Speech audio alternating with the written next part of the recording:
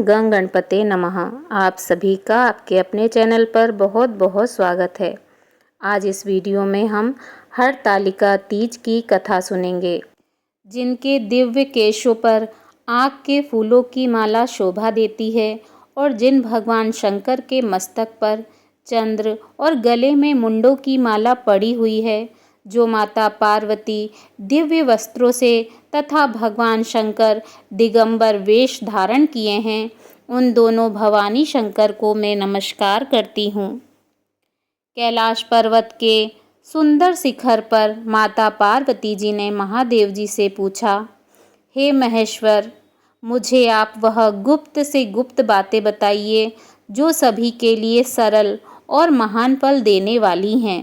हे नाथ, यदि आप मुझसे प्रसन्न हैं तो आप मुझे कृपा करके बतलाइए, आपको मैंने किस भांति प्राप्त किया, कौन से व्रत, तप या दान के पुण्य से आप मुझको वर के रूप में मिले। महादेव जी बोले, हे देवी, मैं आपके सामने उस व्रत के बारे में कहता हूँ जो परम गुप्त है। जैसे तारागणों में चंद्रमा और ग्रहों में सूर्य, वर्णों में ब्राह्मण, देवताओं में गंगा, पुराणों में महाभारत, वेदों में साम और इंद्रियों में मन श्रेष्ठ है, वैसे ही पुराण और वेद सब में इसका वर्णन आया है। जिसके प्रभाव से तुमको मेरा आधा आसन प्राप्त हुआ है, हे प्रिय, उसी का मैं तुमसे वर्णन करता हूँ। सुनो, भाद्रपद मास के शुक्ल पक्ष की हस्त नक्षत्र के दिन इस व्रत का अनुष्ठान मात्र करने से सभी पापों का नाश हो जाता है। तुमने पहले हिमालय पर्वत पर इसी महान व्रत को किया था, जो मैं तुम्हें सुनाता हूँ। माता पार्वती जी बोली, हे प्रभु, इस व्रत को मैंने किस लिए किया था, यह मुझे सुनने की इच्छा है, सो कृपा करके कहें। भगवान शंकर जी बोले, आर्यव्रत में हिमालय नामक एक महान पर्वत है, जहाँ अनेक प्रकार की भूमि अनेक प्रकार के वृक्षों से सुशोभित हैं, जो सदैव बर्फ से ढके हुए तथा गंगा की कलकल ध्वनि से शब्दायमान रहते हैं। हे पार्वती, तुमने बाल्यकाल में उस स्थान पर परम तप किया था और 12 वर्ष तक के महीने में जल में रहकर तथा बैसाख मास में अग्नि में प्रवेश करके तप किया। सावन के महीने में बाहर खुले में निवास कर अन्न त्याग कर तप करती रहीं। तुम्हारे उस कष्ट को देखकर तुम्हारे पिता को बड़ी चिंता हुई। चिंता में वह सोचने लगे, मैं अपनी कन्या का विवाह किससे करूं। एक दिन नारद जी वहां आए और देवऋषि नारद ने तुम शैलपुत्री को देखा। तुम्हारे पिता हिमालय ने देव ऋषि को अर्घ्य, पाद, आसन देकर सम्मान सहित बिठाया और कहा, हे मुनीश्वर, आपने यहाँ तक आने का कष्ट कैसे किया, कहें क्या आज्ञा है। देव ऋषि नारद जी बोले, हे गिरिराज, मैं भगवान विष्णु का भेजा हुआ संदेश लेकर यहाँ आया हूँ। तुम मेरी बात सुनो, अपनी कन्या को उत्तम वर को दान करें। ब्रह्मा, इंद्र, शिव आदि देवताओं में भगवान विष्णु के समान कोई भी उत्तम नहीं है, इसलिए मेरे मत से आप अपनी कन्या का दान भगवान विष्णु को ही दें। हिमालय बोले, यदि भगवान वासुदेव स्वयं ही कन्या को ग्रहण करना चाहते हैं और इस कार्य के लिए ही आपका आगमन हुआ है, तो वह मेरे लिए गौरव की बात है। मैं अपनी कन्या का विवाह उन्हीं से करूँगा। हिमालय का यह आश्वासन सुनते ही देवऋषि नारद आकाश में अंतर्ध्यान हो गए और भगवान विष्णु जी के पास पहुँचे। नारद जी ने हाथ जोड़कर भगवान विष्णु जी से कहा, प्रभु, आपका विवाह कार्य निश्चित हो गया है। इधर हिमालय ने पार्वती जी से प्रसन्नता पूर्वक कहा, हे पुत्री, मैंने तुमको गरुण ध्वज भगवान विष्णु को अर्पण कर दिया है।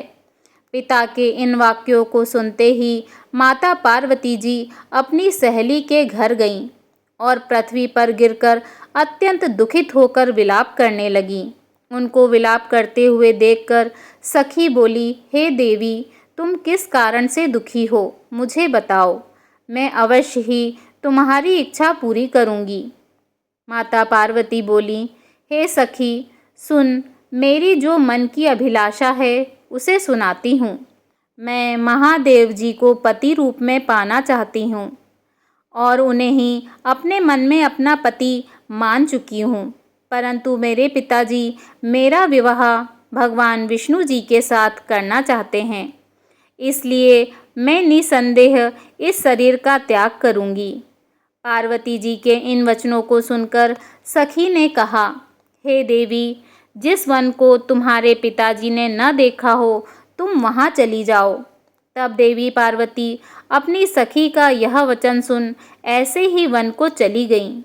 पिता हिमालय ने तुमको घर पर न पाकर सोचा कि मेरी पुत्री को कोई देव, दानव अथवा किन्नर हरण करके ले गया है। मैंने नारद जी को वचन दिया था कि मेरी पुत्री का विवाह भगवान विष्णु जी के साथ होगा। हाय, अब यह कैसे पूरा होगा, ऐसा सोचकर ही वे बहुत चिंतातुर हो मूर्छित हो गए। तब सब लोग हाहाकार करते हुए दौड़े और मूर्छा दूर होने पर गिरिराज से बोले कि हमें आप अपनी मूर्छा का कारण बताओ।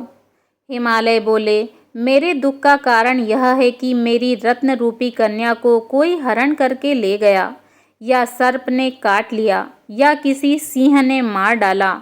वह न जाने कहाँ चली गई है, या उसे किसी राक्षस ने मार डाला है। इस प्रकार कहकर गिरिराज दुखित होकर ऐसे कांपने लगे जैसे तीव्र वायु के चलने पर कोई वृक्ष कांपता है। तत्पश्चात हे पार्वती, तुम्हें गिरिराज साथियों सहित घने जंगल में ढूंढने निकले। तुम भी सखी के साथ भयानक जंगल में घूमती हुई वन में एक नदी के तट पर एक गुफा में पहुंची। उस गुफा में तुम अपनी सखी के साथ प्रवेश कर गईं, जहां तुम अन्न जल का त्याग करके बालू का शिवलिंग बनाकर मेरी आराधना करती रहीं। उस समय पर भाद्रपद मास की हस्त नक्षत्र युक्त तृतीया के दिन तुमने मेरा विधि विधान से पूजन किया तथा रात्रि को गीत गायन करते हुए जागरण किया। तुम्हारे उस महाव्रत के प्रभाव से मेरा आसन डोलने लगा। मैं उसी स्थान पर आ गया जहाँ तुम और तुम्हारी सखी दोनों थी। मैंने आकर तुम्हें कहा, हे वरानने, मैं तुमसे प्रसन्न हूँ, कहो तुम क्या चाहती हो। फिर तुमने मुझसे वरदान मांगा। तब तुमने कहा कि हे देव, यदि आप मुझसे प्रसन्न हैं तो आप महादेव जी ही मेरे पति हों। मैं तथास्तु ऐसा कहकर कैलाश पर्वत को चला गया और तुमने प्रभात होते ही मेरी उस बालू की प्रतिमा को नदी में विसर्जित कर दिया। हे शुभे, तुमने वहाँ अपनी सखी सहित व्रत का पारण किया। इतने में तुम्हारे पिता हिमवान भी तुम्हें ढूंढते ढूंढते उसी घने वन में आ पहुँचे। उस समय उन्होंने नदी के तट पर 2 कन्याओं को देखा तो ये तुम्हारे पास आ गए और तुम्हें हृदय से लगाकर रोने लगे। बोले, बेटी, तुम इस सिंह, व्याघ्र आदि युक्त घने जंगल में क्यों चली आई। तुमने कहा, हे पिताजी, मैंने पहले ही भगवान महादेव को अपने आप को सौंप दिया था और उन्हें ही अपने पति रूप में मन ही मन मान लिया था, लेकिन आपने नारद जी को कुछ और बोल दिया था, इसलिए मैं महल से चली आई। ऐसा सुनकर हिमवान ने तुमसे कहा कि मैं तुम्हारी इच्छा के विरुद्ध यह कार्य नहीं करूँगा। तब वे तुम्हें लेकर घर को आए और तुम्हारा विवाह मेरे साथ कर दिया। हे प्रिय, उसी व्रत के प्रभाव से तुमको मेरा अर्धासन प्राप्त हुआ। इस व्रत राज को मैंने अभी तक किसी के सम्मुख वर्णन नहीं किया है। हे देवी, अब मैं तुम्हें यह बताता हूँ कि इस व्रत का यह नाम क्यों पड़ा। तुमको तुम्हारी सखी हरण करके ले गई थी, इसीलिए हरतालिका नाम पड़ा। पार्वती जी बोली, हे स्वामी, आपने इस व्रतराज का नाम तो बता दिया, लेकिन मुझे इसकी विधि और फल भी बताइए कि इसके करने से किस फल की प्राप्ति होती है। तब भगवान शंकर जी बोले, सौभाग्य की इच्छा रखने वाली महिलाओं को यह व्रत पूरे विधि विधान के साथ करना चाहिए। व्रत में केले के खंभों से मंडप बनाकर उसे वंदनवारों से सुशोभित करें। उसमें विविध रंगों के उत्तम रेशमी वस्त्र की चांदनी ऊपर तान दें। चंदन आदि सुगंधित द्रव्यों का लेपन करके महिलाएं एकत्रित हों। शंख, भेरी, मृदंग आदि बजावें। विधि पूर्वक मंगलाचार करके श्री गौरी शंकर की बालू प्रतिमा निर्मित करें और उसे स्थापित करें। फिर भगवान शिव और माता पार्वती का गंध, धूप, पुष्प आदि से विधिवत पूजन करें।